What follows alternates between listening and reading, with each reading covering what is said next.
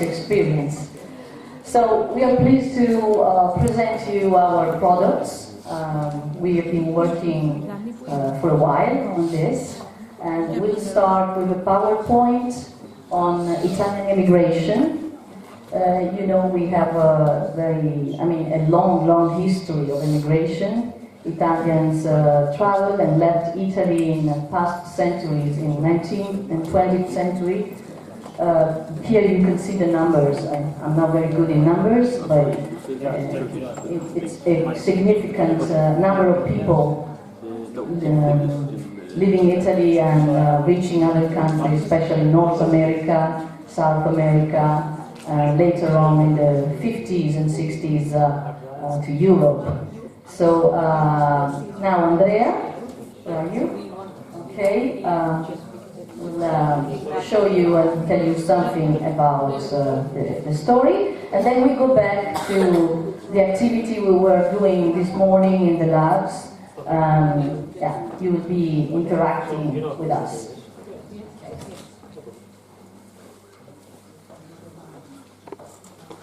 So, good morning everyone, my name is Andrea, and together with you guys we're gonna have a look through the history of Italian immigration in the previous 2 centuries, so 19th and 20th century.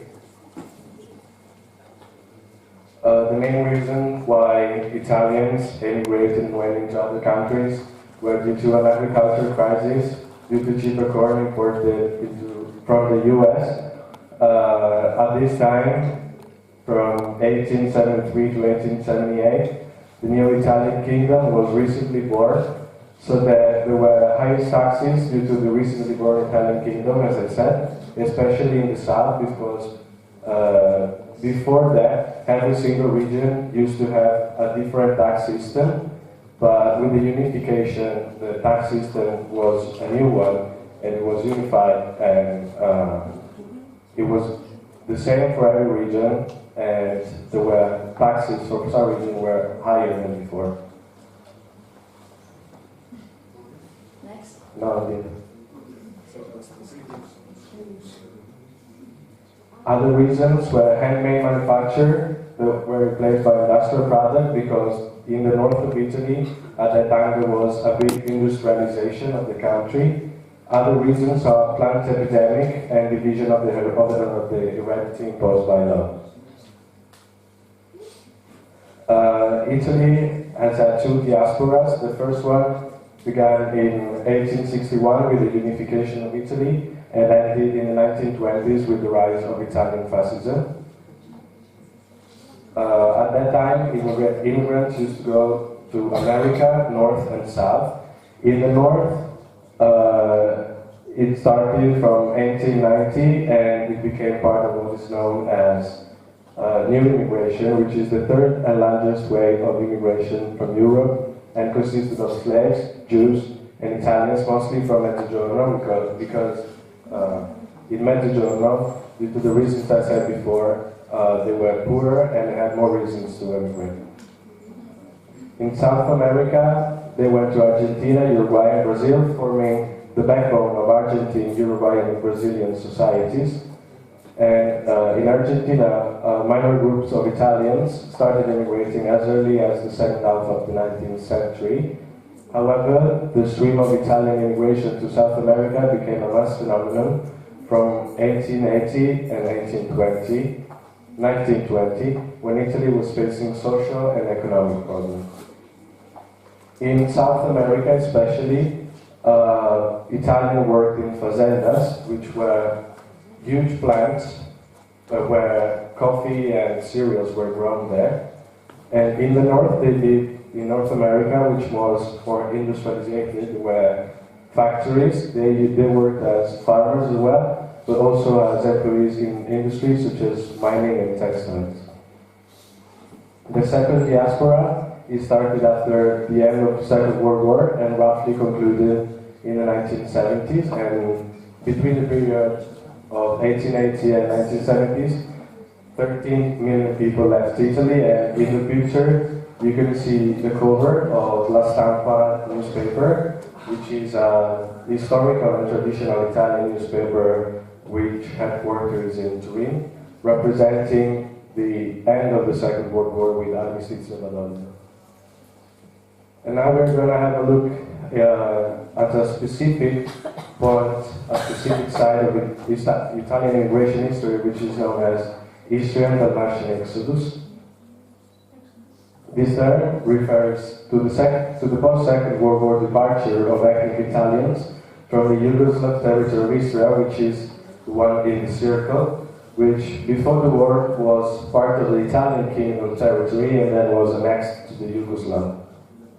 Here in those pictures you can see people who were Italian living what was their house, because it was the region, the place they were born in and they were living in, and they were roughly forced to move and to go back to Italy or to other countries around Europe and around the world. This was a very dramatic situation, and it was forced by the local government.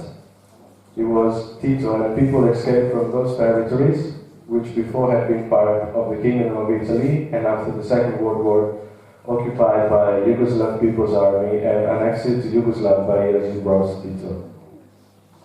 The number of exodus has never been confirmed, and there are two different sites.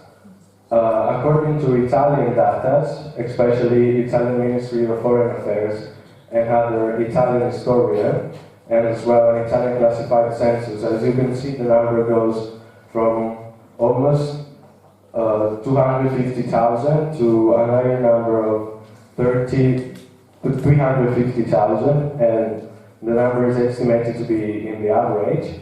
But on the other side, a Yugoslav census of 1961 says only 19,000, so the number has never been confirmed and the debate is still going on. Here I show you some examples of second generation Italian exiles, such as the Public Health Service Ministry, Beatrice Lorenzin, or Sergio Marchione, President and CEO of Fiat Chrysler Group, or probably the most famous for you guys, Lydia and Joe Bastianic, they are TV personalities and restaurateurs in their life. Here, a final look to the number of Italian immigration between 1860 and 1980. As you can see in the graphic, most of the people went to Germany and the United States. They both represent the 17% of final destination for Italian immigrants. Other countries that significantly welcomed Italian immigrants were the United Kingdom with the 17%, and Argentina as well, and Switzerland, and minor Italian colonies are Canada, France, and other European countries as well, and South America.